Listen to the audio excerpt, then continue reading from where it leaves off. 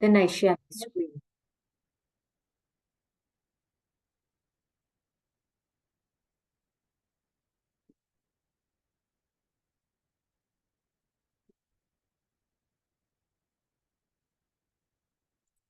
So I hope you can all see my screen.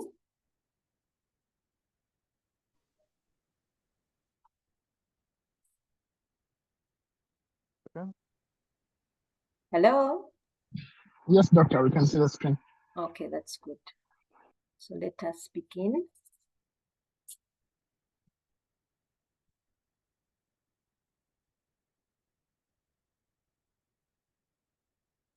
Okay, so we know what the course is. It's science, technology, and ethics. It's more of a course unit for discussion and concepts and ideas, more or less a practical side. But however, you will find in a lot of ways as you carry out your professional work, ethics is actually implied. It's implicitly there, although we haven't seen, we don't recognize it, but we shall see in one of our lecture sessions where ethics actually comes in with ICT, and especially for those of you who are in management of ICT. What do we expect? What do we hope to pick out from this course unit? Well, first things first, let's consider ethics, the term ethics itself. It's a new term in ICT. It is not something that we normally hear. So we need to understand what it is, and then its place in science and technology. This is our domain, science and technology. There is usually a misconception that science and technology are void of ethical dilemmas, that they are objective. So, but that is not the case, because once you have anything that is derived, that comes from a human being, there is a bias already. There are decisions that have been made. So we're going to see that we're going to understand ethics in the context of science and technology. Then we want to look at some of the concepts in ethics, technology, and science. The ethical theories, what we have seen so far as the lenses or the guiding principles under the different ethical theories, is something else that we're also going to try to understand in this course unit. Then we want to look at the practical application of ethical theories in codes of conduct, especially in ICT management. Yeah. So we normally find ourselves with some of you, when we join an organization, there are certain codes of conduct that you're given. For example, HR normally hands out codes of conduct, maybe your dress code, how we relate to one another. Then also, because you're handling ICT, you're also expected to behave in a certain way as you use ICT. Yeah.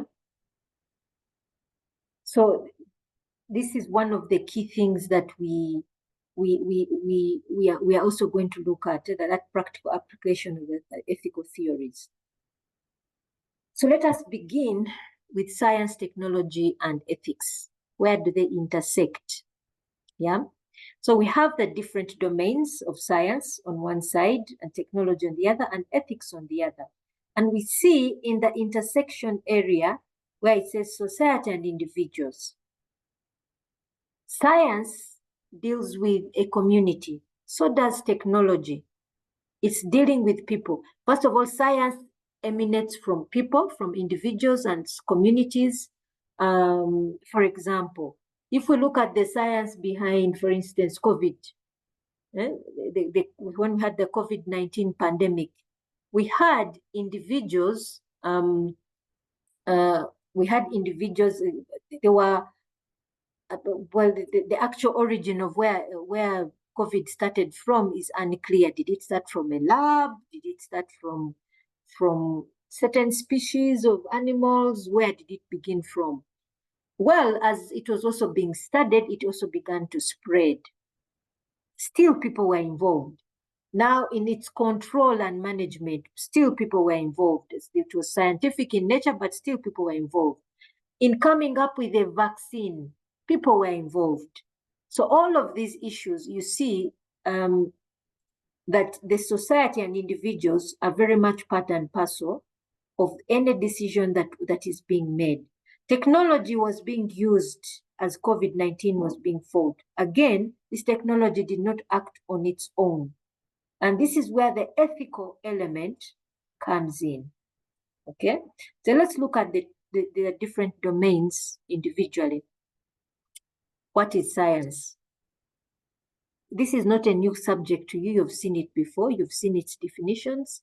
And so these first two are quite clear. It's a pure knowledge, systematic, organized body of knowledge. Now, normally these definitions can be misleading because they tend to indicate, they tend to point out that science is completely unbiased, completely devoid of bias towards any human being. On one level, it's true, because if science tells me every human being has blood and that blood is red despite of your color, that's very objective.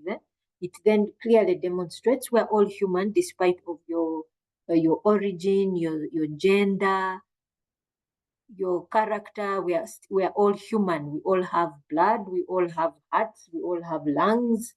If science is telling me that, then it seems, on one hand, it's quite objective. But on the other hand, because this knowledge of humanity is generated by people, yeah, these people are guided by decisions.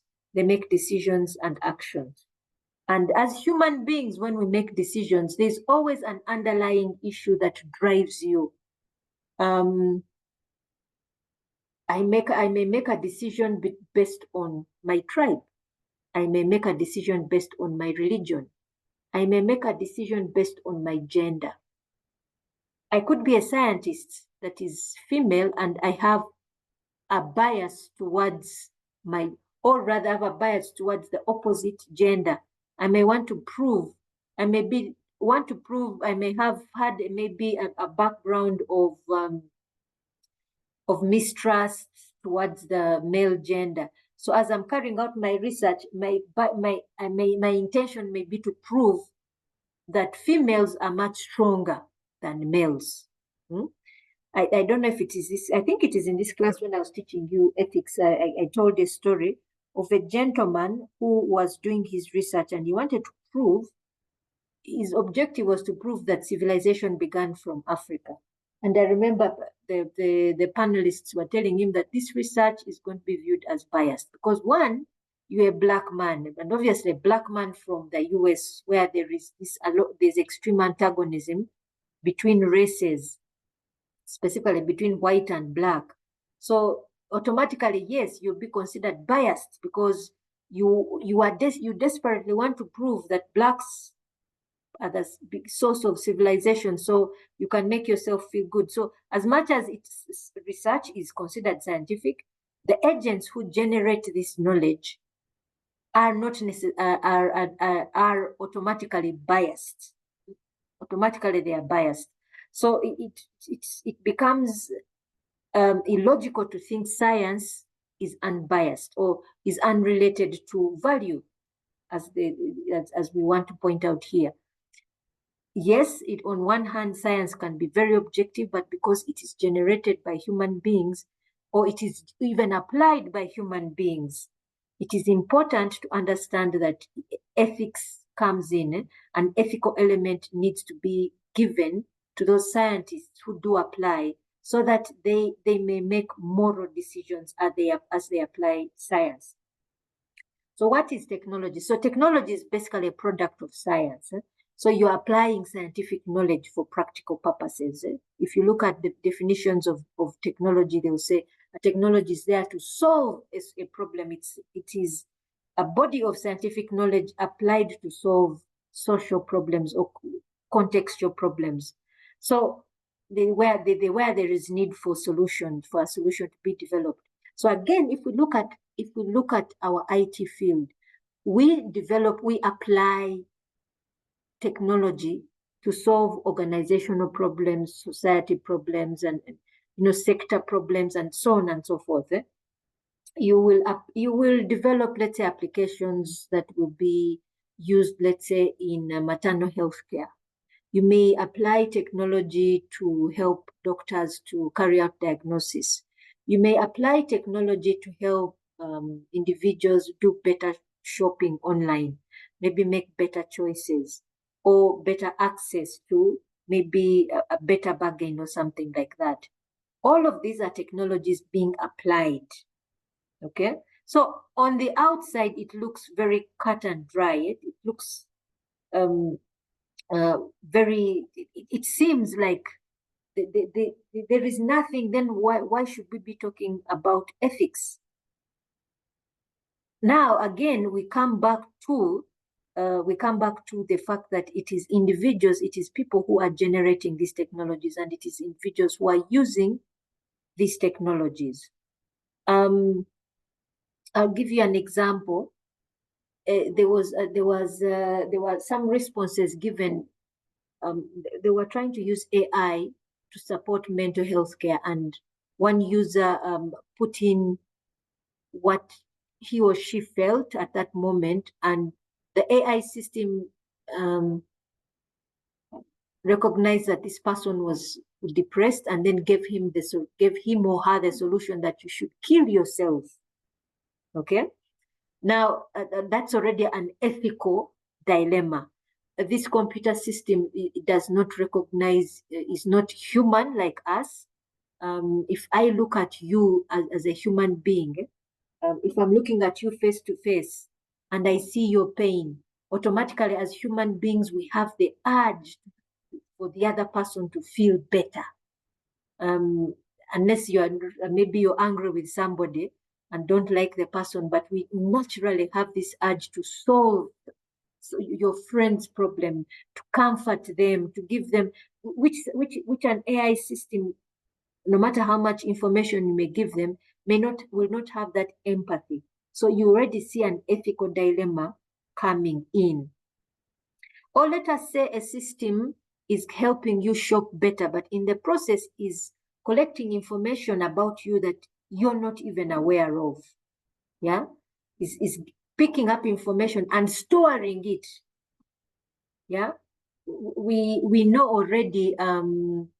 Google already does this, collects user information. We know systems like WhatsApp, like Facebook, and so on and so forth have already been doing this, and these issues have already been raised in a number of platforms, in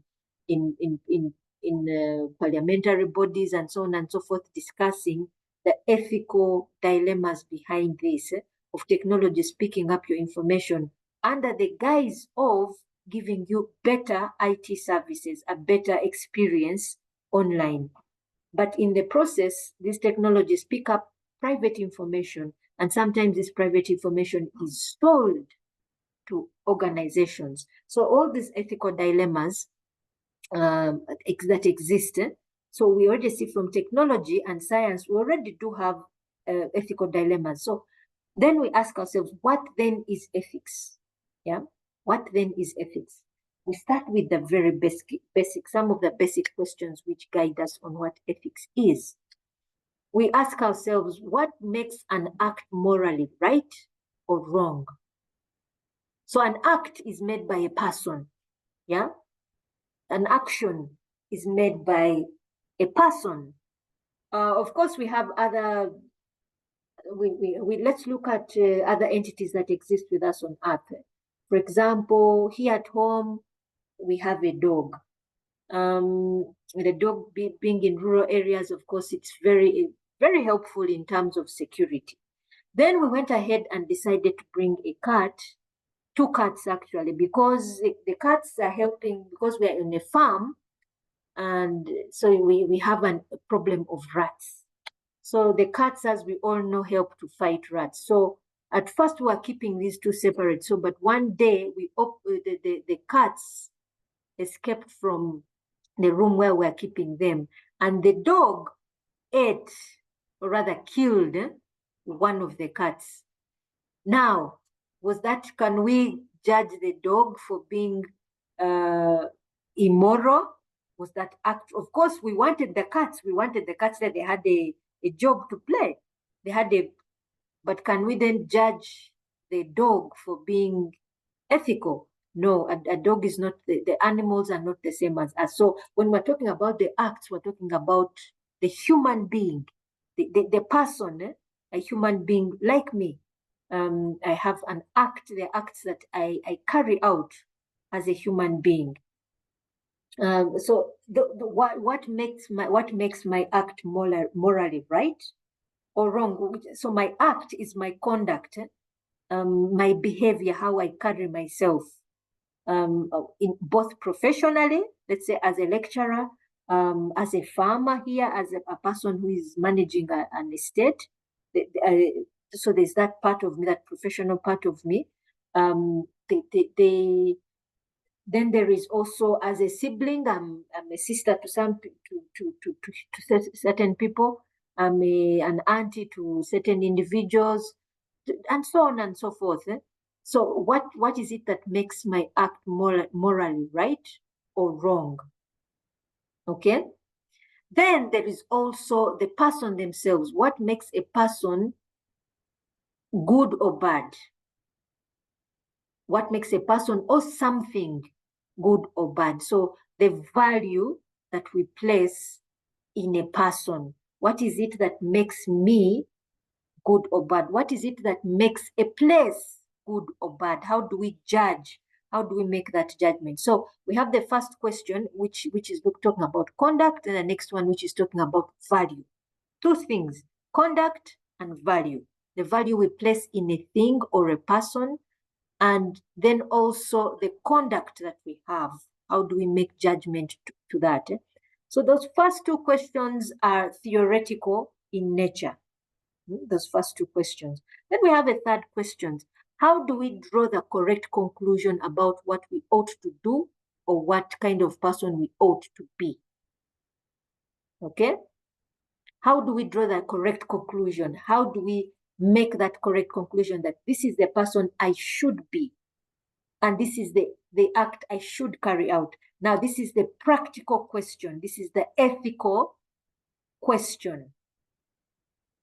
The ethics now is what helps us to come to a correct conclusion on how should I act or what person should I be in this situation.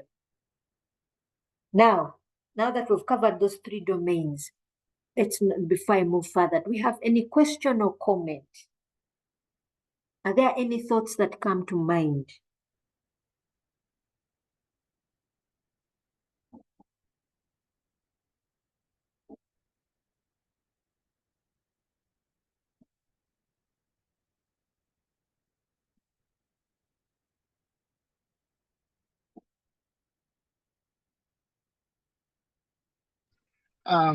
Dr. Nicholas here. I wanted to, not really a thought, but I wanted to make a comment in agreement with what you mentioned about the need of ethics and within technology and science.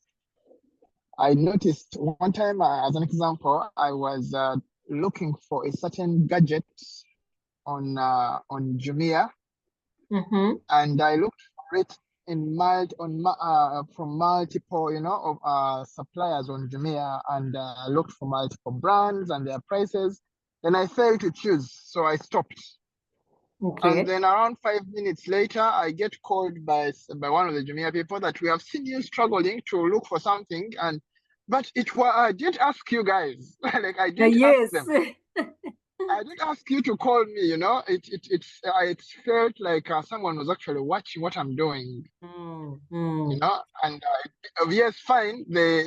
I had a conflict of interest in my thought. Yes, they're trying to help, but again, you don't have to look at whatever I'm doing just because I'm on your site. Yes. So it was not so ethical. Yet they are as well assuming that they want to actually help.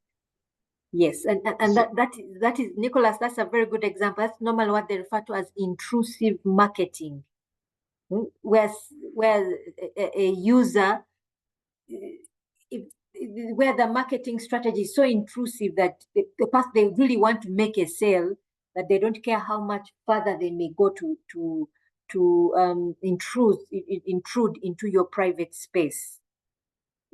So that I think that's a very good example. There was somebody else who had raised their hand and put it down. Is there any other comment or question?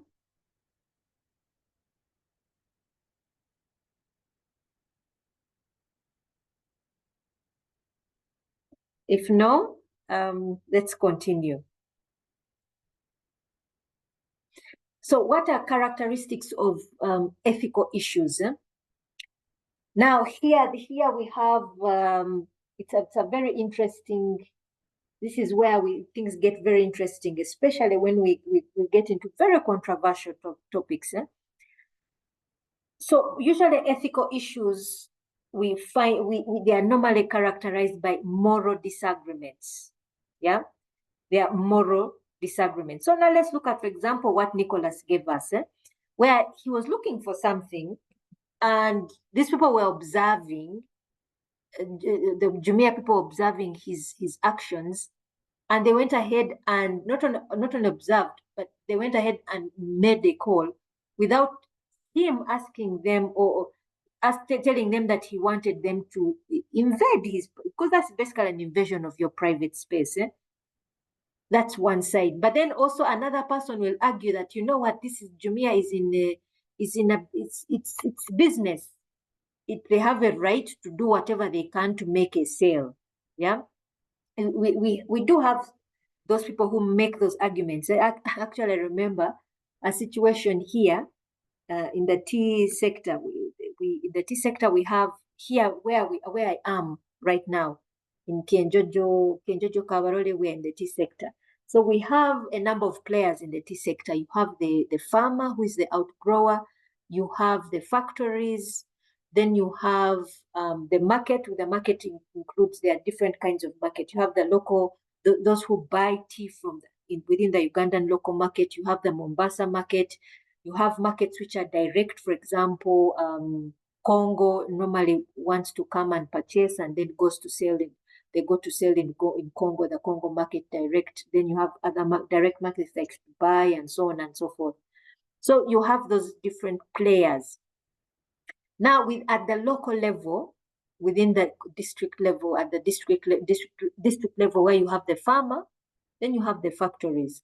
Sometimes you have cutthroat competition between factories. Really cutthroat. I mean, it's really nasty. It can get really nasty where even you have mudslinging, where someone will come and start a rumor about one factory, how it is failing, how it's going to be sold, and things like that.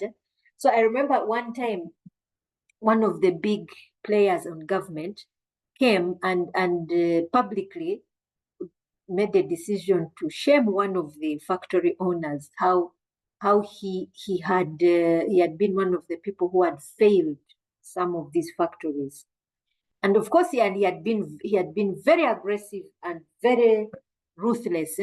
And when he got up to defend himself, he said, "I'm sorry, I'm here to do business."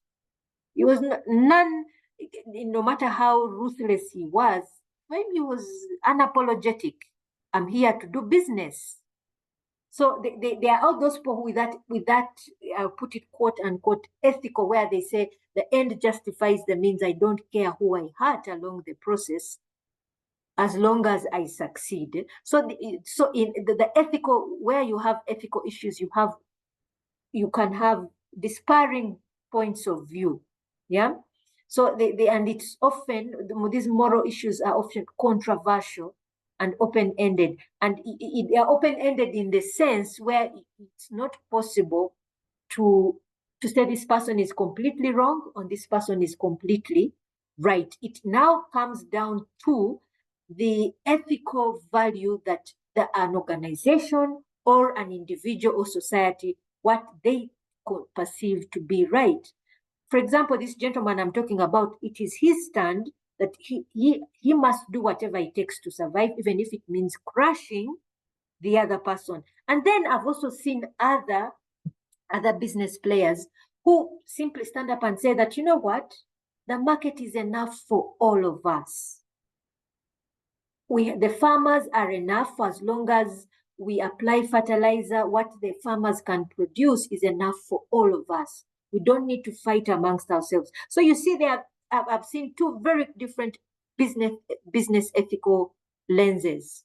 One who says the end justifies the means. It means I crush you in order for me to survive, I will do it. And the other one who says, no, let's look at the virtue. Let's look at that we all can share the space. So it becomes open-ended. And so that's the thing about, that's one of the characteristics you find about ethical issues. And this is one of the key things we need to understand. As we look at the different lenses in quotes, or ethical theories, we shall realize that there isn't one which is the solution and the other one is not the solution. You will find that the different ethical theories can be applied in different situations, okay? And you as an individual, as a profession, as an organization, you'll find yourself applying the different ethical theories and to help you make a correct decision for a particular context. Yeah. So there are situations where these ethical people can greatly can have radical or fundamental ethical viewpoints. One of the cases we shall see slightly ahead, I'll ask you to go ahead and read a bit about if you've had the issues on abortion. Abortion, for example, in the Western world, in Africa, we really haven't had it. It hasn't really come into play that much. But of course, as our society keeps developing in certain directions, it will become an issue that will polarize people. I mean, we shall see politicians taking either one stand or the other. We can already see something that is causing really, although we don't see a clear divide, but the divide is coming slowly, is the issue of homosexuality. And right now, it is not a question of it's not a question of is homosexuality right or wrong, but is it criminal? There are those ethical dilemmas, which the questions where we need to ask ourselves: is homosexuality a criminal issue, or is it good or bad? Good or bad meaning is there are those who is it what stand do we make? Then we have the issues subjects like abortion. Abortion hasn't really come into play, but slowly it will come into play into our society. But in the Western world, you actually see it being a point of who do I vote for. For example, if you look at the politics in the United States, this is a key point, not just the economic part, but the key point of abortion. So these are ethical issues that really can polarize the way what decisions we make. And some others will even, I remember last year in a class, one student actually brought up a particular case where he was doing IT work for somebody who was dealing in the Bitcoin business, and this gentleman was being used to falsify the figures. And in the process, of course, a lot of people were swindled of their money. And later on, when he thought about it, although he was just told, you change this in the backside, change figures here and there, later on, he realized what the effect later on it had on individuals who were swindled of their monies. Yeah, so that normally we find those the ethical issues. One of the important things to understand is that ethics will always bring about disagreement. Some disagreements are minor, and some disagreements focus on consensus, or sometimes it's difficult to come to a consensus, and some other times it's possible to arrive at a consensus, but most of the time ethics divides. Ethical disagreements can be very radical and fundamental in nature.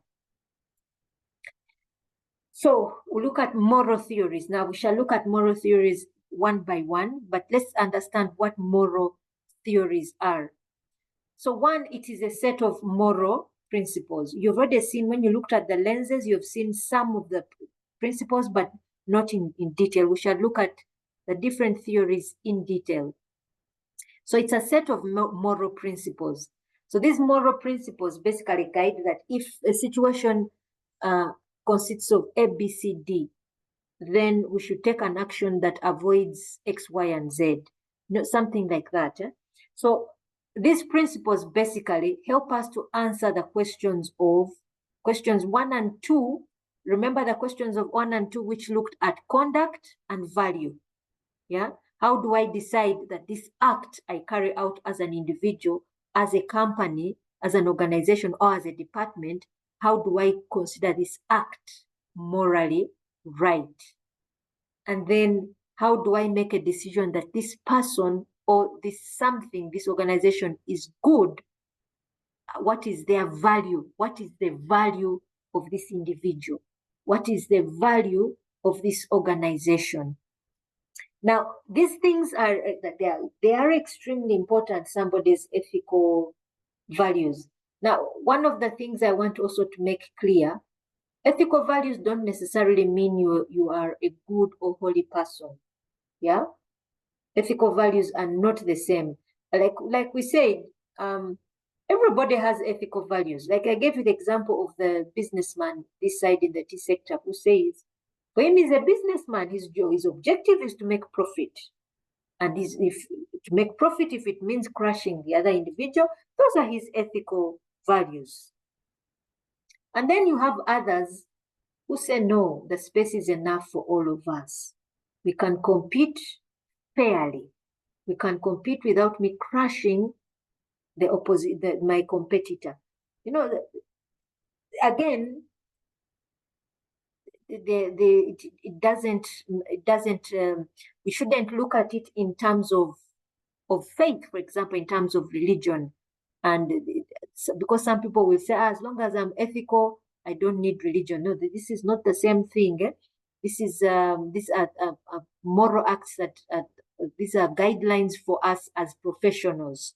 How are we going to carry out an act professionally? How am I going to take myself as an individual professionally? So these moral principles are the ones which guide us answer the practical question of 3. Yeah? The moral theories. These are the ones that guide us. Do we have any questions so far?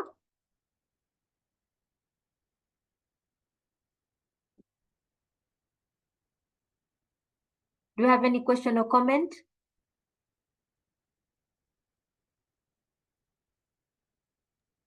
If not, let's see. Sorry, nothing?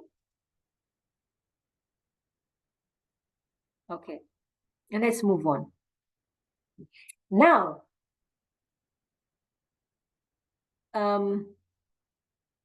when we have facts about different moral situations, these rules, these principles can guide us to a specific action. Yeah. We can also use these theories to make judgment of whether an individual act is morally right or wrong based on these. So in the structure of moral action, we start with the person. What makes a person good? Yeah. So we can say if they are courageous, if they are kind, and so on and so forth. Does the motive, character, intention of the person matter? Yeah. In deciding whether an action is good, is right, or wrong. Does the motive matter? Take an example. If my objective is to preserve my life, and let us say Sheba as an individual is pregnant, maybe she was whichever way she got pregnant, whatever the situation, but I argue that the pregnancy is not good for my mental health. So therefore, I need to abort so that I can preserve my mental health. Okay? It's Consider also another situation where you have somebody, the same Sheba is also arguing the same thing of mental health, but Sheba is married to maybe an abusive man, a person who is maybe abusive physically, psychologically, and so on and so forth. And I say, for me to regain my mental health, I need to separate myself from this individual. Two different scenarios, okay? Does the motive matter?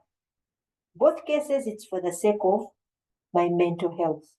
Both cases, one act will mean I separate myself from an individual. The other act will mean separating myself from an individual whose life will end if I separate myself. Okay? So does that justify me as being good? What makes an action morally right? Should the motive, the character, or the intention of the actor be taken into consideration? Should it be solely based on consequences? Yeah. So the moral action, you have the person, you have the action, you have the consequence. Okay. In the two scenarios I gave you, in one scenario, if I separated myself from an abusive husband, it may not have it will save my life, and it may not have any effect on the other person. Maybe my act of separating myself from this man, the man will maybe go back and think about his actions and maybe consider his ways. Or he may continue and go and find another woman to continue, maybe abuse them in whatever way he feels like.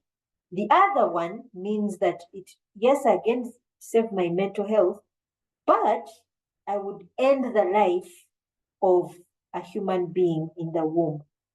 So again, different actions.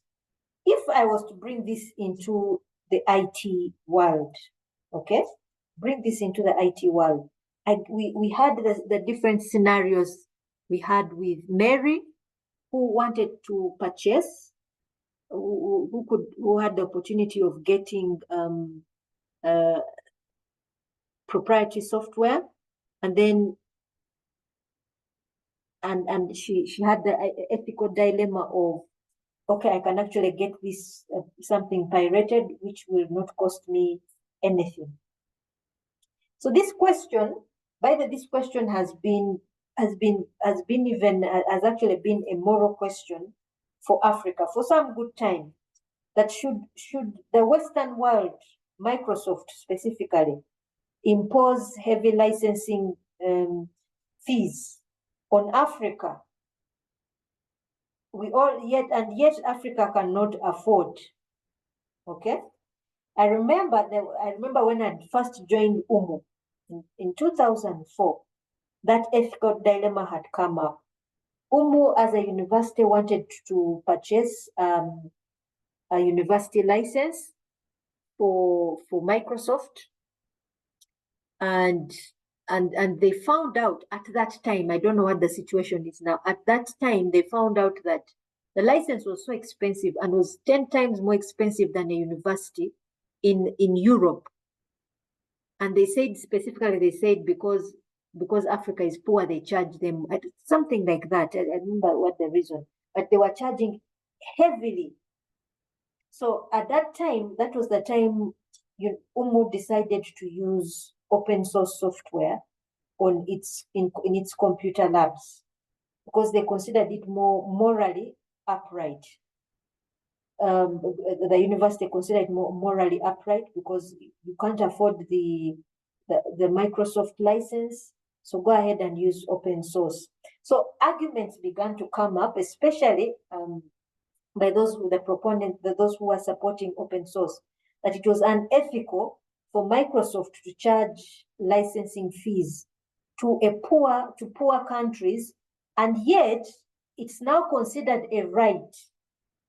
It's considered a right and a necessity for all people to have access to ICT, to access to and use ICT, because it is believed ICT is supposed to bring people out of poverty. But when you have a heavy price tag attached to it, then it becomes it becomes unethical. Now, also on the other side, there is also the question of, but the person who started Microsoft started it with the intention of making profit. So now you're telling them, make your product free. Is that also ethical? The objective was to make money, and it's a right also to make profit. It's also a right. So when you look closely at each, there is not one correct answer. That's the thing about ethics. There isn't one correct answer. So this is the moral the structure of a moral action, and each ethical guideline, each ethical theory is going to give us different principles by which we measure or make judgment on these three concepts: the person, the action, and the consequence. So there are three major kinds of moral theories. We have the consequence-based, which later on we shall see as utilitarian theory. The consequence-based, we make judgment on things where we say the end justifies the means, what brings the most pleasure at the end of the day, the most good at the end of the day. Then we have deontological theories, and then virtue-based theories. So we shall look at each of them in detail. Don't worry about that. We shall look at each of them in detail.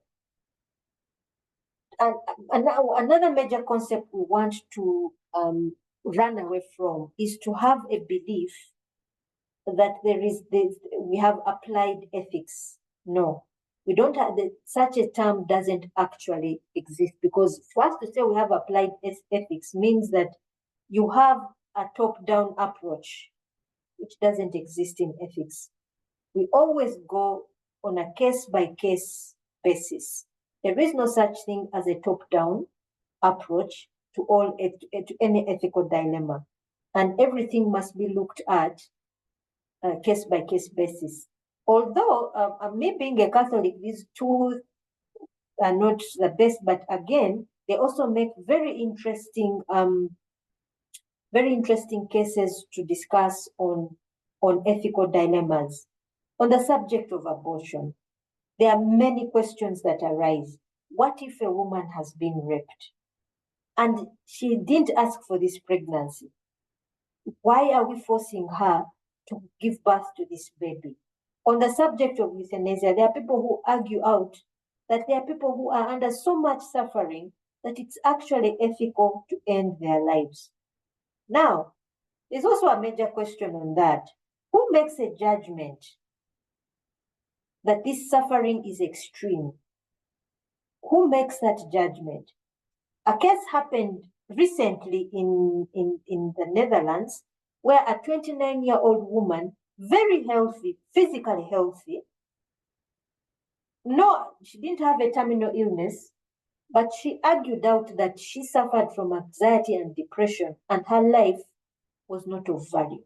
And she won the right to end her life at the age of 29. Okay? This is somebody who did not have terminal illness like cancer or, so on and so forth. So now then someone will say, then who makes that judgment? And then also the other question arises that, well, it's me, the individual, it's me who sees that my life is not of value, and therefore I should end my life. And, things like that. Those are basically the questions. Now, so far, do we have any question so far or comment?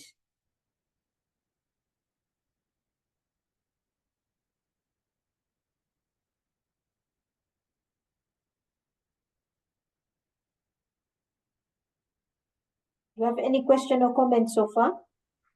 Doctor, maybe not a question, but just to mention that the things you're mentioning are actually taking, they're really looking extremely practical. And we actually live in a world where such dilemmas are so many.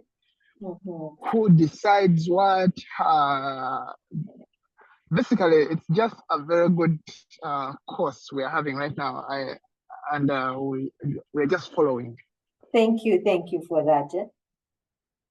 Thank you for that feedback. So how should we approach ethics and its application? We go on a case-by-case basis. Yeah. You start with a real or hypothetical case where we may have a strong intuition, or we already have a strong intuition on what is right or what is wrong to be done. What is the right thing? What is the wrong thing that must be done? And this can be, it can be quite simple. Now, let me give you a simple case in any organization. Should, in the situation of ICT, should an organization allow, let me start with a simple thing, allow its workers to use social media during working hours on organizational infrastructure, ICT infrastructure?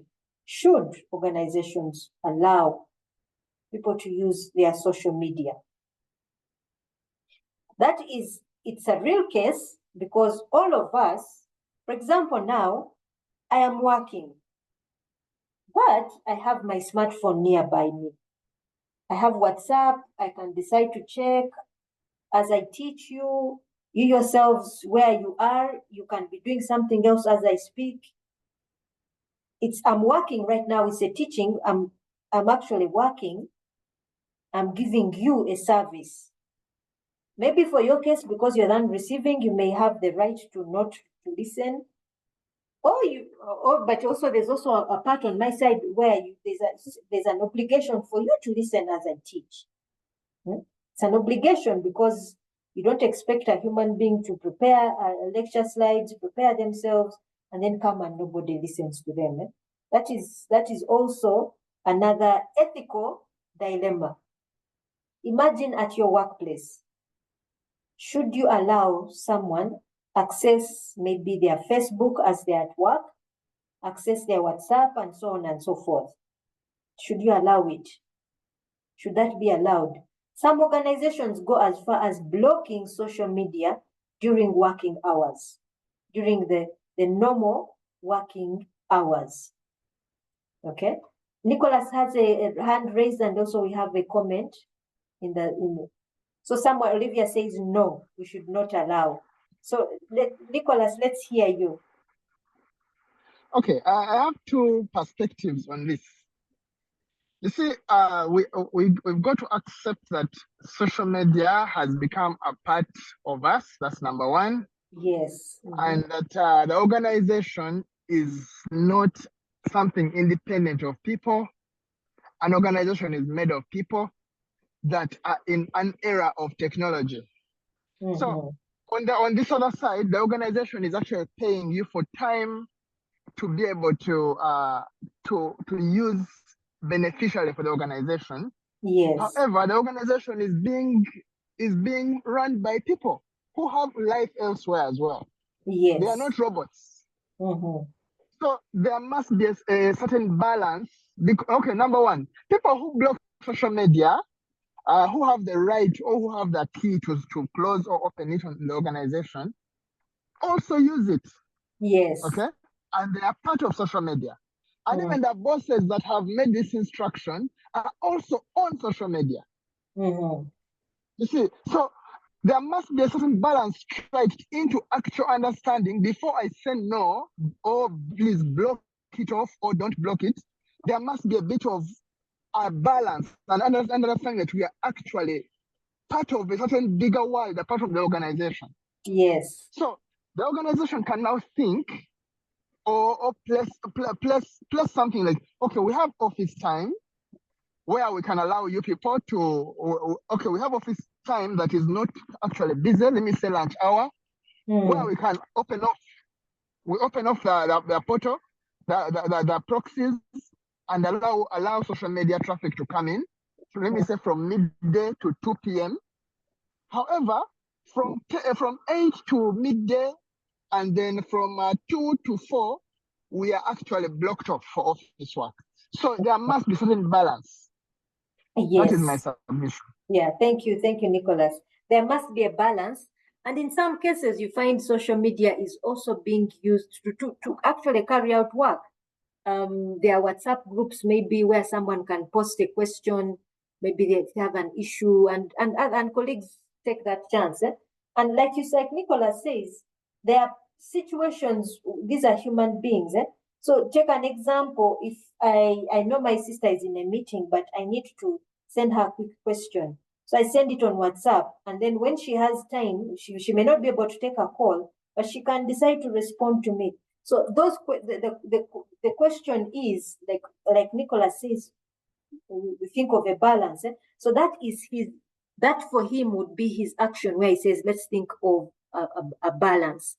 There are others who take a very strict rule. Like again, it depends on the value. Remember, we talked about the value of an action, then the value of a person or something.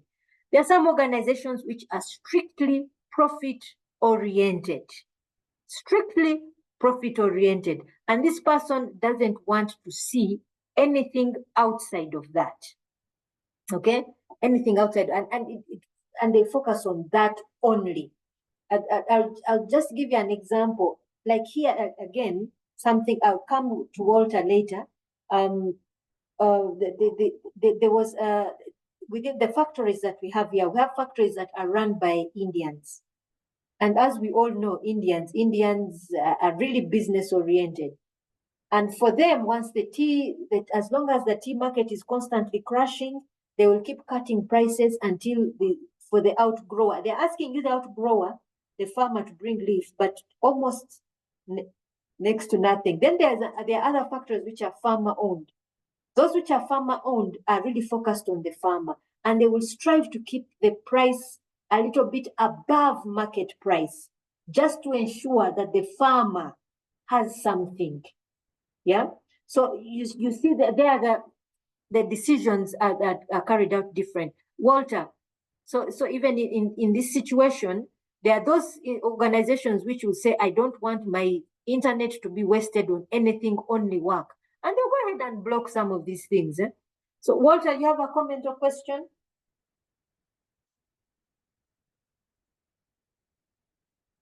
Oh, thank you, doctors. It's just a comment on one of the examples you talked about, as like some organizations are profit-oriented and business.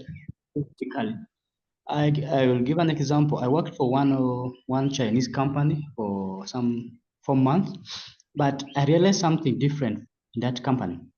Every employee, even the MD, once they enter the working environment, the guy know like there's an area whereby they leave all their gadgets, phones, they leave all the phones there, and then they enter the building. And once they start working, they only get to access their phones starting from noon. And then after, again from 1:30, again the phones must be back. And if you don't want to go, if you don't want to come back to work, it means you have to leave the company and maybe go home. So there they will consider. Okay. So yeah. That. So and you find that it was very hard for me to cope up with it. So you see, because you find that you're used to your phone and all those kind of things. Yes. Well,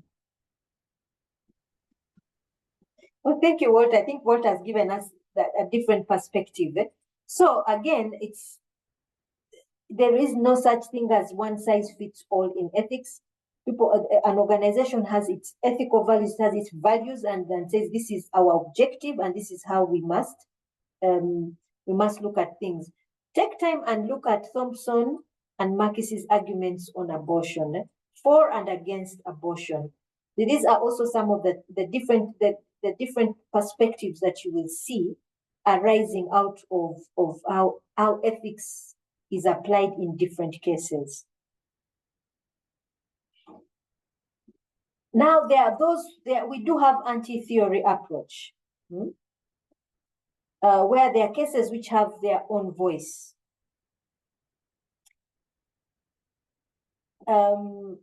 Now, these cases, of course, it becomes, I'll give you an example. I don't know if this is an ethical case, even criminal or what, but it failed to match to fit anywhere. There was a man in Germany who made a decision that he wanted to eat a human being. So he went ahead and put out, how should I say, a query, a request. He put out his feelings out onto the internet, to social media, stating that he wanted to eat a human being, and if there's any volunteer who wouldn't mind being eaten. So an individual came up and offered himself, and they started the process. He first dragged him, cut off some parts of him. They ate those parts together till eventually he completely killed him and began to consume him bit by bit. Now, and they actually recorded all of this. He recorded all of this and posted. And police was involved. Police came, arrested the man, and so on and so forth. But in the end, they had to release him. Why? He put out a request and somebody said yes. That was one. Two, as a country, they had no law against cannibalism. I don't think they had ever envisioned that someone would want to eat another human being. So in the end, the man was released. It was neither criminal, should I say, was it unethical? I think on his part as an individual, it made ethical value. Even the person whom he ate, it made ethical value. It may be unethical for you as an individual. Maybe for me, if I look at it for me as Sheba, as a person who belongs to a specific religion, of course it's not just immoral, it is sinful against the law of God, to take somebody's life, even if that person has given you a right to do so. To end any kind of life, that is for me as an individual. But for his case, it was ethical because he wanted to eat the individual he asked, accepted. Yeah? So what would you think about such a situation? Yeah? What would you say about such a situation if you encountered such a case? But a moral theory is accepted if it can make sense of and be compatible with our various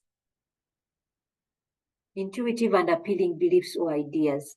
So now the situation where that happened in Germany, although the police, I was told by a German that the policemen and women who actually viewed those videos had to be given counseling because it was too much for them. But ultimately, there was nothing they could do about it. As a society, there was nothing they could do about it. Because within their judicial system, there was nothing that could be done about it. The two individuals who were involved were in agreement. So what does one do in such a situation? So in such a situation, that any ethical theory wouldn't necessarily guide. Nicholas, you have a comment or question? Yeah, it's actually a comment. It's that is quite a very tight situation of that example of someone who gave out their opinion that they wanted to actually eat, and one wanted to be eaten. So, and they even, if you mention that they even one first ate part of their own body before they were actually eventually killed. It's quite difficult, but I wanted to ask maybe a question.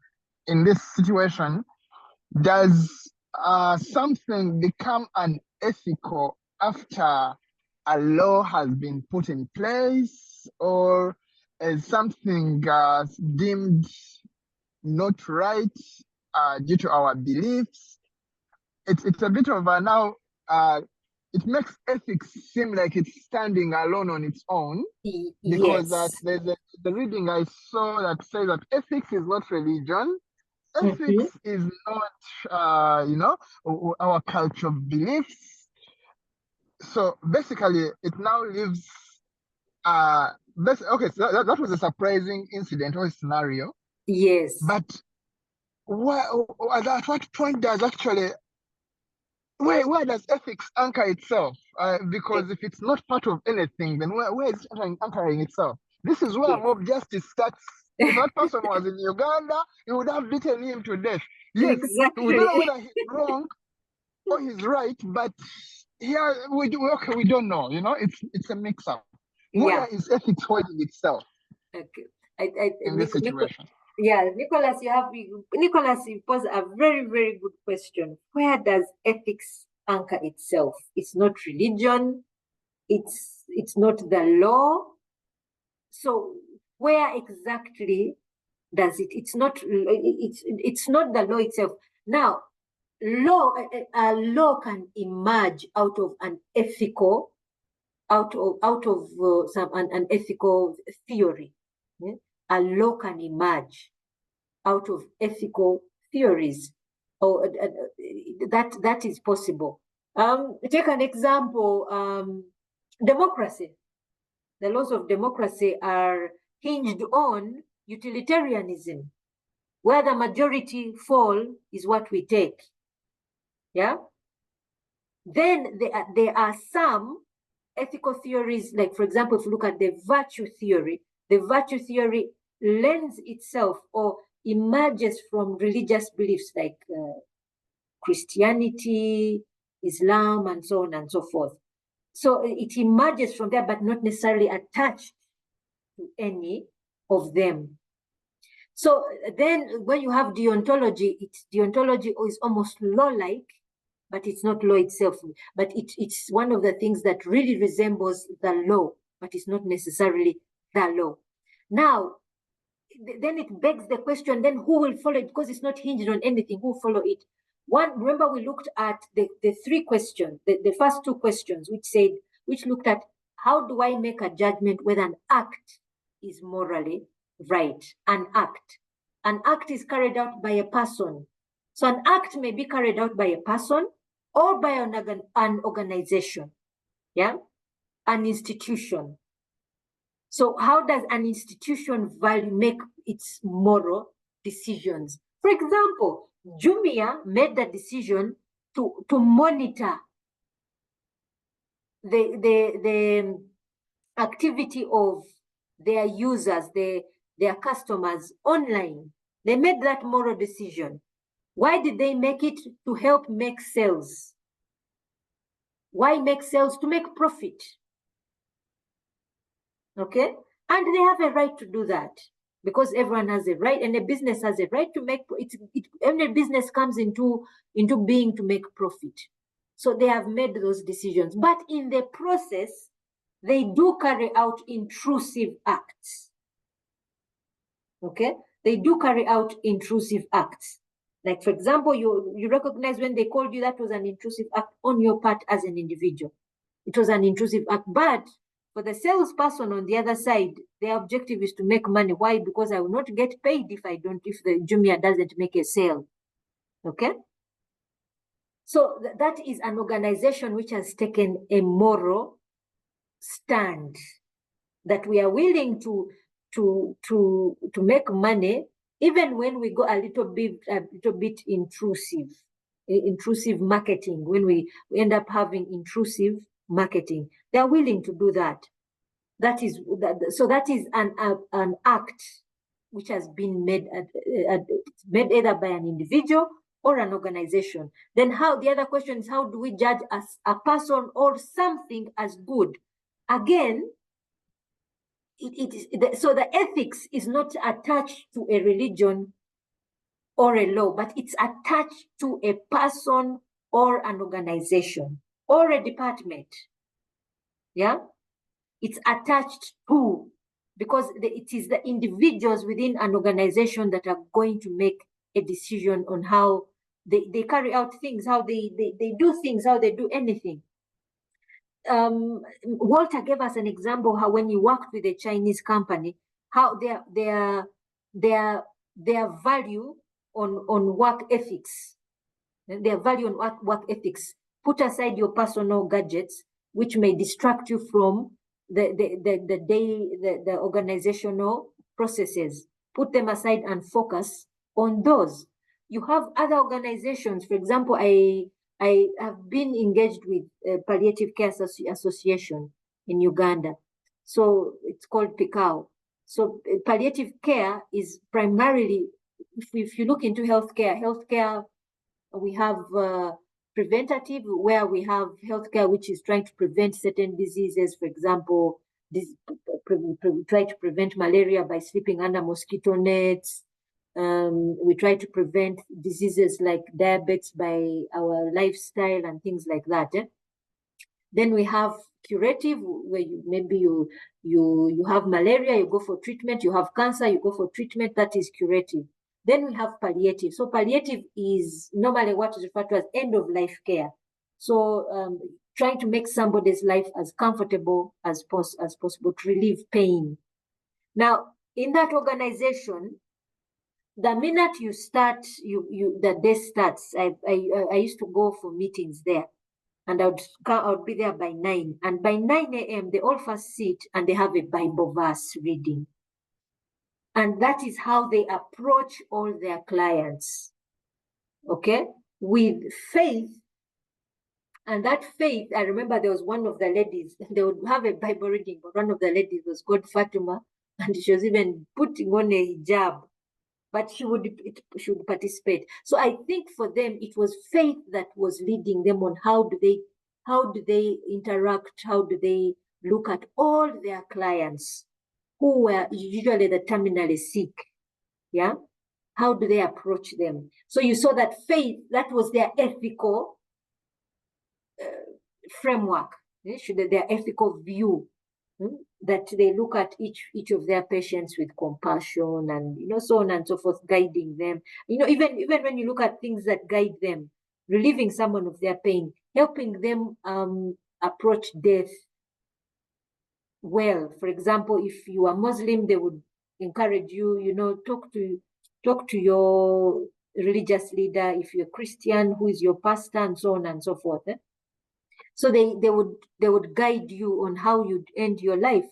So there you see now their work ethics is quite different, let's say, from the work ethics of Walter's case, what he experienced. So Nicholas, to answer your question, ethics is attached to a person or something, not necessarily to a particular religion, but it's attached to the individual, how you make decisions or how the organization makes decisions. You have a case in point. Look at all of you are working in an ICT department. You have a code of conduct of how ICT should be used. Now, you may not realize it, but in reality, it was ethics that helped come up with that code of conduct on how ICT should be used within your organization. There's an ethical guideline there. Hood had up a hand. Do you have a question, Hood, or you've been or comment? We can move on. Okay.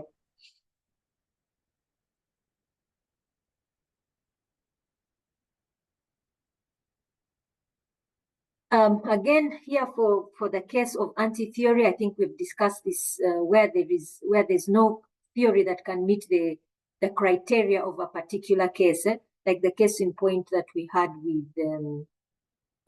with the case in Germany. So these cases create what we call loopholes or exceptions. Yeah, exceptions on what should guide. But these situations, of course, are quite rare. So, but in this case, we normally go to the law. What does the law say about this particular thing? If we don't have the existing moral theories or ethical theories do not guide, then we go to the law. What should be adopted? Now, of course, when we talk about ethics, we're actually talking about morality. And morality, if we look at it, morality differs depending on society, depending on religion, depending on personality. Morality, there are certain things which are set in stone. For example, there are certain things which are set in stone. Although in the case of Germany, it's like, for example, something like "thou shalt not kill." It's a law. I think every society recognizes that it is wrong to kill, to end the life of another. But we already saw in the case of German, situations changed. The situation was quite different, or rather, things took another. There are things which are set in stone, but there are other things which differ even from individual to individual. Let me give you an example. For some people, your personality may cause you to be so outgoing, and then for others, they are so inward. They're inward looking. So the morality, some things may affect. So for the challenges to morality, we first look at egoism. Yeah. What is my self-interest? What is my self-interest as an individual? If I look at, for example, if I look at myself, I have an older sister who is the complete opposite of me. She's very outgoing. She's really a people person. She's very relational. Whereas if I look at myself, I can live by myself, completely by myself. The less people I have around me, the better. The more people you bring around me, the more difficult things become. So you see now our self-interests are quite different. What is motivating us? Yeah. What exactly is motivating us? Now, for me, it even drives to a point that I'm willing not to make friends with anyone whose lack of religion, who has a lack of religion. I am willing to make friends with someone who is a Muslim, but if someone doesn't have a religion, it becomes very difficult for me to say, let me formulate a relationship with this person. It becomes very, very difficult. I remember my siblings actually one time said, but Sheba, you're too judgmental. But you see, it's also part of my ego, where you almost become judgmental. Not almost, you do become judgmental in a sense, because you say, I'm not willing. If this person doesn't have a religion, what is it that is making his or her decision on what is right or what is wrong? I don't want to start arguments with people, something like that. So you see, the ego becomes, and of course, now in a situation like that, in terms of morality, now like in my case, I can decide to be so closed-minded. I can become so closed-minded that I fail to see another person's point of view. On the case of my sister, who is so open-minded, she can be so open-minded that she may cross an ethical line. So those are the challenges that we refer to, the egoism. Yeah. I'm only concerned with promoting my interests as an individual. Now, for me, because of religion is so important that I would not be interested in listening to an atheist, for example. Now, that doesn't mean an atheist doesn't have a moral point of view. Yeah? That doesn't mean an atheist doesn't have a moral point of view, which is valid and should be listened to. So you see already that is the egoism coming in. The second is relativism. Relativism is also causes challenges to morality. I'll give you an example. If you look at the culture of the Baganda are very, very, very strict on the issue of clans. Yeah, very, very strict. And one of the very positive things about this is that you really avoid any what do we call it? Inbreeding. Yeah? You avoid as much as possible. Pardon? Intermarriages. Yeah, intermarriages. You avoid that as much as possible. Okay. However, there are situations, especially I'm not very sure about this, but in the English aristocrat, because they didn't want to mix their bloodlines, there was a lot of inbreeding.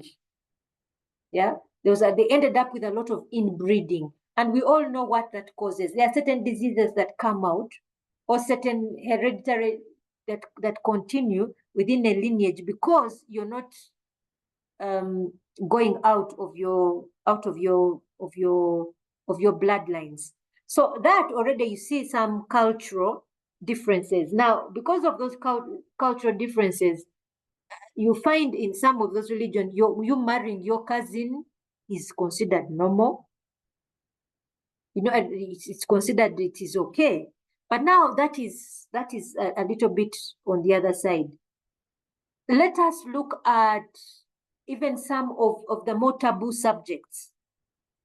Take the example of pornography. There are some cultures where pornography is considered a very normal and healthy issue. I remember, I think there was someone who said the UN, I think there was a UN report or something, some scientific report which said they did a study on children and they said pornography has no effect. And yet there are other studies which actually indicate that pornography is addictive and has the same addictive effects as alcohol and drugs. The triggers, the parts they trigger in the human being are equivalent. So now you find where, then if you brought that, let's say, to an African culture where even public displays of affection are frowned upon. Okay, public displays of affection are frowned upon. I remember I saw an article when Museveni was renewing his vows with his wife, and then the bishop said, "You can now kiss the bride," and then Museveni answered, "No, we are Africans. We don't do those things in public." So you see, our cultures, where if you went to the Western world, where public displays of affection are so open, so to the point that even pornography now, if you go even further, pornography and so on and so forth are okay. I was in the Netherlands for some time, and I didn't reach that. I didn't get to that. By the grace of God, I never got to those particular spaces. But they have spaces where they advertised prostitution openly. Red light districts. Yes, yeah, the red light district, where they advertise prostitution openly. They have what they put and quote unquote coffee shops which are not coffee shops. And these coffee shops sell things like weed openly. And it's allowed and it's accepted. So whereas here, and I know there's a culture of drug use now, whereas here, if you found your child or your daughter, your sibling smoking weed, you would frown upon it. But there it is now. So where you find the different concepts, where there's relativism. So that's also another challenge to morality.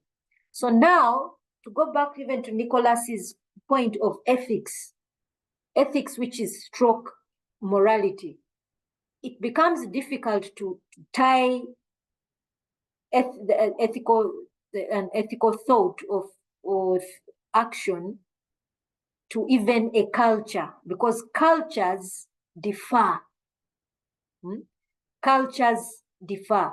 Whereas where in the Netherlands, where it is okay, where here in Africa we frown on prostitution. If you found Sheba maybe on Speak Road, you would even fail to attend her lecture after that. You'd say, did you hear Sheba was the Dr. Sheba was found on Speak Road? I'm not even attending her lecture. Whereas in the Netherlands, it may be okay. The person who goes to the red light district may be your lecturer or your classmate or your colleague, and life moves on. The person who is smoking weed is your colleague, your professor. But if you heard that Dr. Sheba is smoking weed, you may not attend my lecture at the end of the day. Okay? So relativism is another big challenge. What may be of ethical, unethical, like even Nicholas said, if the case of German had happened in Uganda, mob justice would have taken effect. Yeah? So relativism comes in.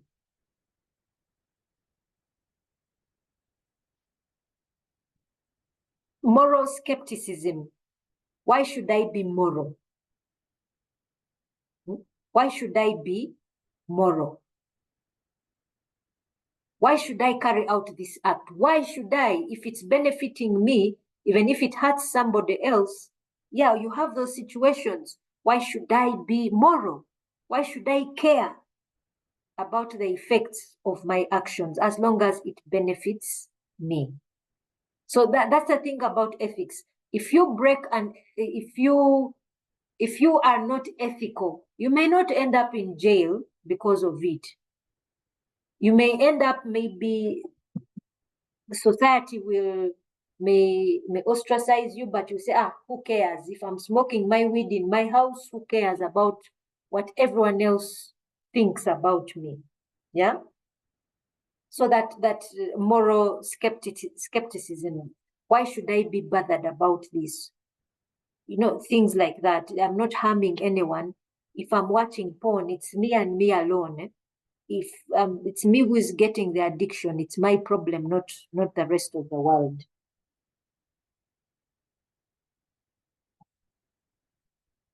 Yes, Patrick, you have a question or comment? Yes, Doctor, you said that ethics is linked to morality, and yet also you said that it is not linked to religion. But when you look at the societal kind of ethics, they are more they are more attached to religion. Yes.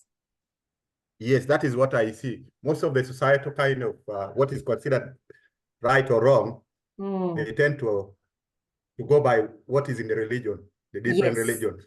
Yes. So I'm getting mixed. I guess I think, Patrick, you've brought out a very good observation that when we look at society ethics, it's normally driven by religion, and that is very true. Even for us as individuals, what drives us to do X, Y, and Z? It's our what drives our actions, or who I am as an individual. But when we come to organizations where we work, religion doesn't normally come to play. And there you need ethical codes of conduct. Take an example where Walter was working. It was a Chinese company. If I asked him what religion it is, most of the time you find Chinese, not Chinese in general, but China as a nation is considered non-religious. They believe in science. Not that the religions are there, there are other religions, albeit they are very much oppressed. But China as a nation considered itself non-religious. It considers itself scientific in nature, but it must have an ethical code of conduct. Okay? So where does religion can't come in to drive how they think or feel, or how they carry out their acts.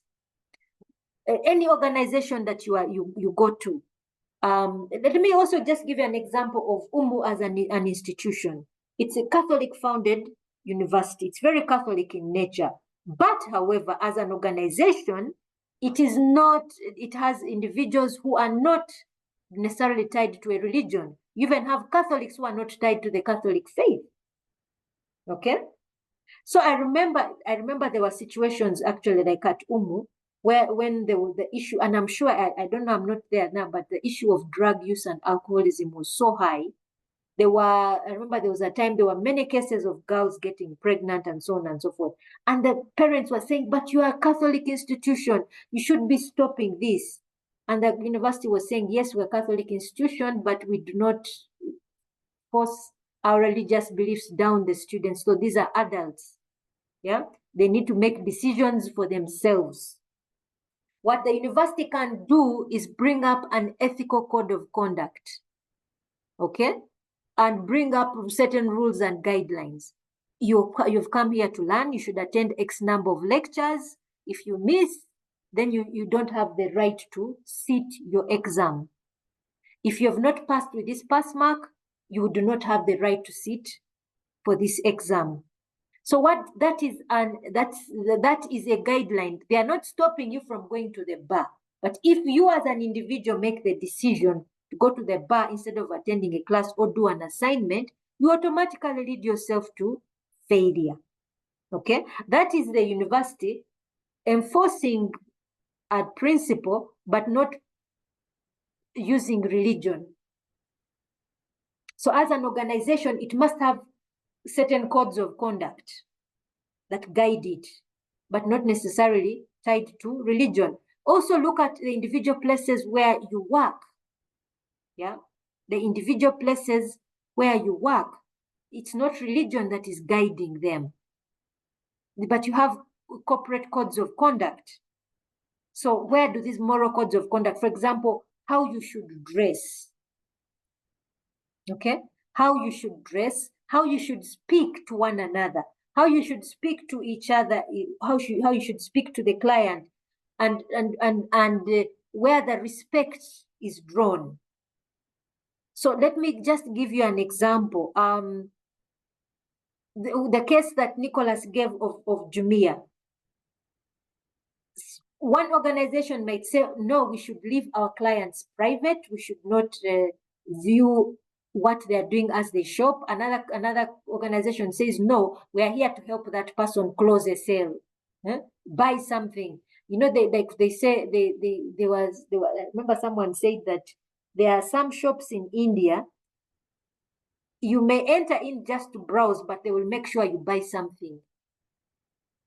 You may not buy the most expensive, but they will make sure you leave that place when you've bought something. In other words, in India, they have this code. I must make money at the end of that. At the end of that day, I should have made a sale. So that as soon as you walk into that Indian man's or woman's shop, the objective is to get you to buy something. That is the objective, to get you to buy something. Whereas another one will say, no, let me leave this person their space, and they make their choice. So, Patrick, to answer you, society may be driven, but when the purpose of studying ethics, especially for us, is for us as professionals and as people who work in, also to recognize the ethics that drives your organization. You may not necessarily go there and change it. Like, for example, Walter couldn't go to that Chinese company and change their mindsets, because that is strictly who they are. And remember those questions, the two questions we had earlier, the act and the person or the thing. Who are they? You even see organizations bringing out their visions and mission statements. They're telling you who they are. Patrick, I don't know if I answer your question.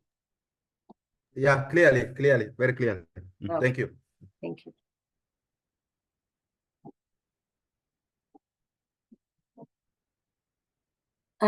We have two hands raised up, Nicholas and Walter. Doctor, I wanted to make mention of something still in subject to Walter's submission. Oh, sorry, request question. It now goes back to exactly what I asked about where ethics is anchored, and you mentioned that it's actually anchored on decisions that people make. It's not necessarily anchored on things like religion. Now, when you look at Walter's question, I feel like religion has outshined, if that's the word, it has outshined other things, or other things like the law, the culture, things that have always determined how people make decisions. Yes. And you may find yourself thinking that maybe ethics is defined by maybe religion, or now for guys who are in the area of the law and so much, they look at what the law says as what makes the ethics. Yet in actual sense, it's a decision made by someone. Yes. Someone is willing to be a prostitute, and they have decided that this to me is not a bad thing. And yet for me, if I look at them, I'm like, wait a minute, why are you doing that? So it's religion just outshines other sources of energy towards our ethical decision making. Yes, I think Nicholas brings out a very, very good observation. And Walter, just come to just make an addition also to Patrick's. In our society here in Africa, religion plays a big part. If you go to the Western societies where secularism is so strong, secularism is the one that drives ethical decision making, purely secularism. To a point, I remember. I don't know if you had the Joe Biden, the president of the United States, who is a Catholic, declared Easter. Was it Easter Saturday, day of visibility for transgender persons? So that is where you see secularism driving the ethical, where the society is so much focused on inclusion, on inclusion of every single mindset in the world, that your religious faith, what you believe as an individual, doesn't matter. So that would be also looking at the other side of the coin. Walter, you have a question or comment? I have a compliment on one of the examples you gave about Humu. Yes. During that special period whereby students were getting pregnant and then parents complaining, looking at the university as a Catholic-based university. I think by the time I was there, and I remember Father Kagwa used to lecture us ethics then, but during his lectures, from the very first lecture, he would give a comment and say, in case you manage to fail to attend 3 lectures, 3 of his lectures, consider yourself, you have failed the course unit and come to repeat. Yes. And it could and it was something that sparked our heads. You could not see sense in it. But if you come to class, once he has entered class, no one else enters. And as the lectures kept going on, we realized something that he was trying to do, because you could realize his lectures are very early in the morning at 7:30, and it was on a Monday. Yes. It was on a Monday. Now, if you had spent weekend in Masaka or Kampala, it is going to be very hard for you to make that, like that class. It means you have to sacrifice, whether you want maybe to go out or something, to make sure you come for that class. It was intentional, just to maybe you to set priorities for us. And we realized at the end of it all, others even failed to pass the module, like pass the course because of that in the class. And I saw that now it brings back to the question that Nicholas said, it's an individual decision made.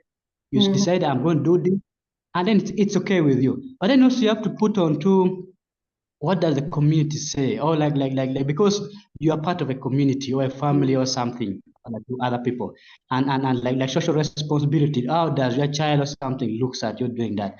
Because you may think you are doing it alone. At the end of it all, the consequences, and then the children, the community looks at you in a different way. Yeah. That brings one to reconsider what he thinks is right. Thank you, or morally. Yeah, thank you, Walter. Thank you for that that compliment. I think it really adds to that, where the you see, at like as a university, if you get up and you start saying, oh, you see, now as a Catholic, I start telling you about Saint so and so, Saint so and so, so and so, and within your audience you have a Protestant who doesn't believe, or a Pentecostal who doesn't believe in saints. So I'm speaking to air. Or if I start talking about the Blessed Virgin Mary, I'm speaking to someone who doesn't know. If I start talking to about the God, the Father, Son, and Holy Spirit, and you have a Muslim who doesn't believe in the Trinity, I'm not making any sense. But if I am speaking to you as an individual, you've come to class, you've come to a university, you're seeking a degree, why don't I focus on guiding you to make a correct decision? So if I say, don't attend my lecture, you've failed my exam if you've failed to attend my lecture. I'm guiding you to make a proper decision without bringing religion in the context. Yeah? So these are some of the things where we differentiate between ethics which comes out of religion, and ethics which comes out of an organization. Walter, do you still have a comment or question? Oh, sorry, it is an on hand. Okay. So let's look at social responsibilities for strategic decision makers. Now, one of the things I think we have emphasized is we're now looking at ethics from a corporate perspective, from an individual perspective, but also a corporate perspective. We can begin to tell the makeup of an organization, or who the organization is, by its social responsibilities. Yeah. So private organizations normally extend social responsibility beyond profit making, where you find an organization says we have a corporate social responsibility, maybe to education. You find them providing some support to education, or to women, or pregnant women, or different, or to sports and things like that. That is an organization demonstrating that we are more than just profit makers. We are trying to go outside of profit, maybe to support sports, to support the entertainment world, and so on and so forth. This is where they are trying to buy into the community, to say, we belong to you, we are part and parcel of you. When you demonstrate that you're strictly profit-oriented, it does create a very negative image with the community. And I've seen this. I remember earlier I gave you the example of one factory owner who gets to the point of being extremely ruthless. I remember within the local community, at a certain point, his wife passed on, unfortunately. And normally the community, how it rallies around anyone who loses anyone. They will come for, there are those vigils they make before the burial. They will make contributions like in terms of firewood. This gentleman, the community even refused to give him firewood. He had to use firewood, which he bought for the factory. But that simply demonstrates his corporate social responsibility as a factory, as an individual, where it had gotten to, where that even the community was not willing to support him in the loss of his wife. Yeah.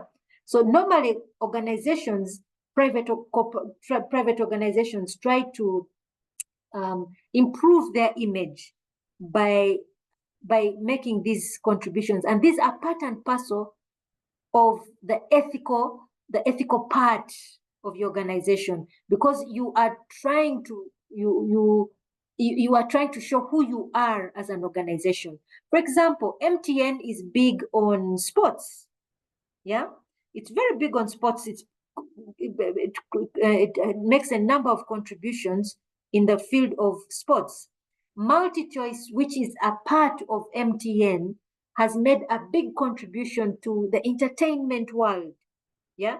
So now when we look at MTN and MultiChoice as Ugandans, as a society, we say, really, these people have, they have not just come to make money off us.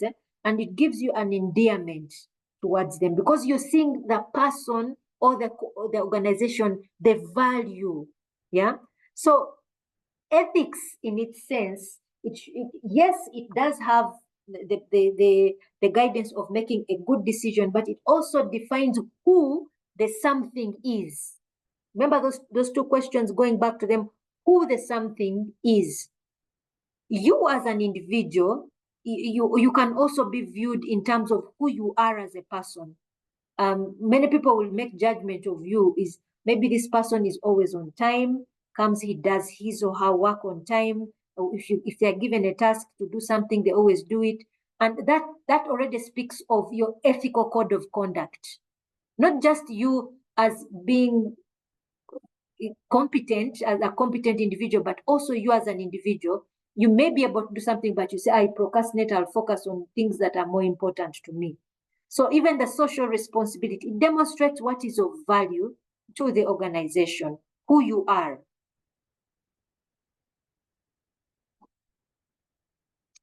Now the other points are going to be a little bit lengthy, and I'm thinking if I go beyond 2 hours, I will lose you as a class. May I suggest we stop here and then we delve further into it in our next lecture? Thank you, Doctor. Yes, please. Is that okay? Yes, Nicholas? I think it's okay on my side. I think it's okay on my side, but this has been a very insightful lecture. Okay, I really hope so. Normally, ethics is something that the ICT class doesn't like at all. Walter, I have something to say?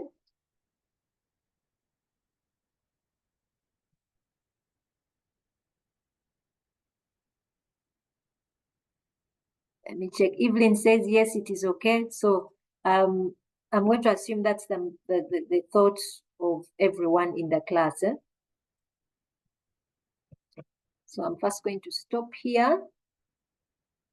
We shall continue the lecture next week. Let me first stop sharing. So I'm going to try and make sure that I go through your assignment this week.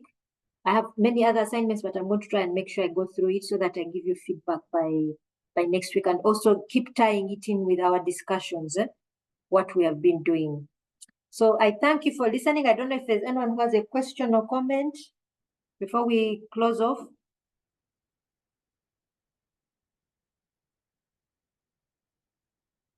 Just an appreciation, Doctor. The lecture has been very, very interesting and intriguing. Thank you so much. Thank you for that good feedback. Thank you so much. So I think if that is all,